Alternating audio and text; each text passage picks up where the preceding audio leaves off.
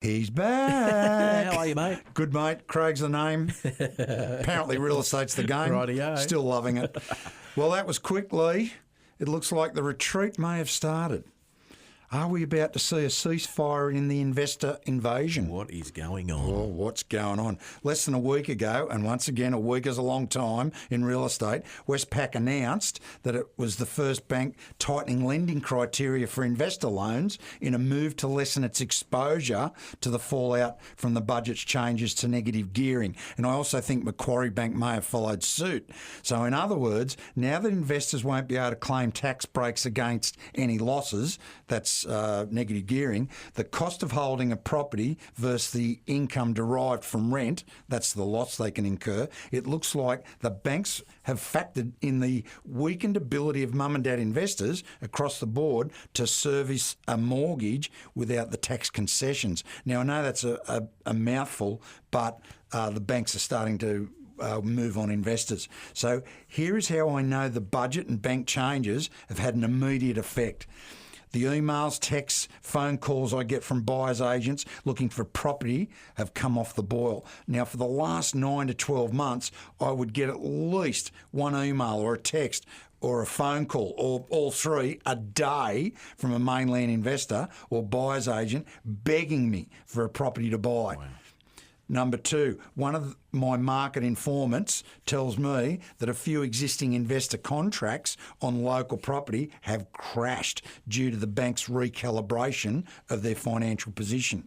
I personally haven't had a contract crash because of finance being pulled for at least 2 or 3 years.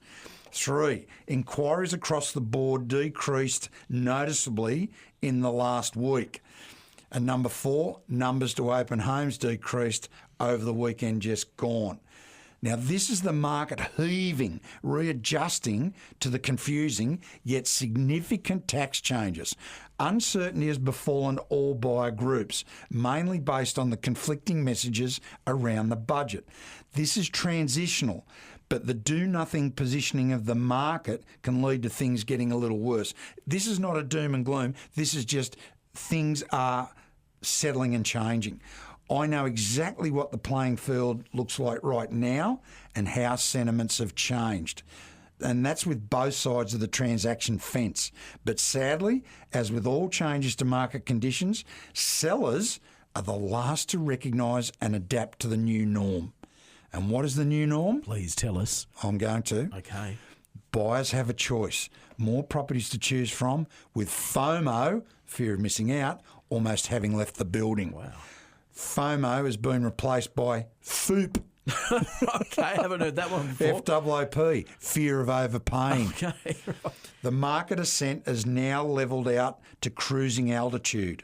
In other words, price growth is going to slow and price expectations need to be realistic and well managed.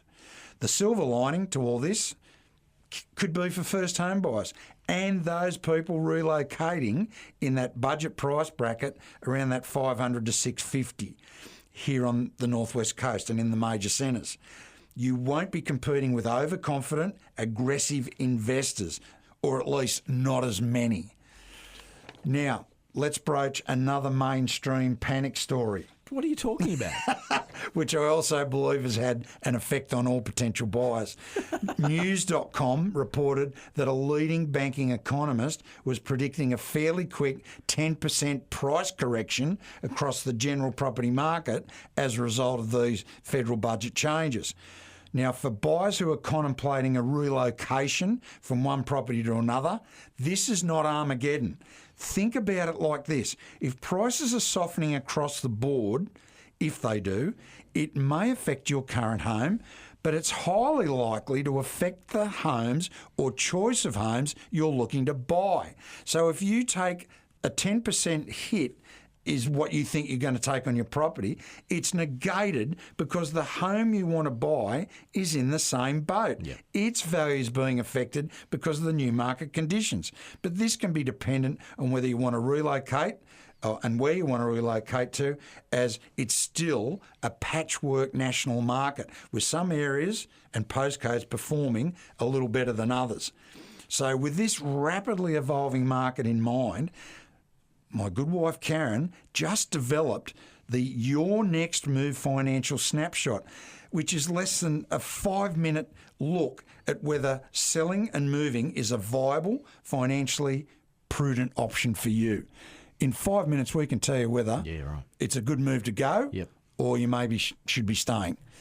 So if you would like to see how your next financial move snapshot can make your intentions perfectly clear, or if you're thinking about selling, we provide an effective, hassle-free and affordable way to sell your home for more in a reasonable time that has worked for hundreds of people just like you. So just get in touch with us at Ulverstone Real Estate or via our website, ulverstonrealestate.com, Facebook, Ulverstone Property Sales, or put this number in your phone right now, 0400 180 515. And Lee, we're taking a little break. How do you feel about that? We deserve it, don't we? Not that we're breaking up. No. No, It's we a haven't called in the trial lawyers. separation. We haven't called in the lawyers. We're going to take a little well-earned break around over June, and I think we'll be back with our next Peak Inside around the 25th of June. Yeah, you're going to kick your feet up. I'm going to kick my feet up. Yeah. Yeah. I'm relaxing thinking about it, actually.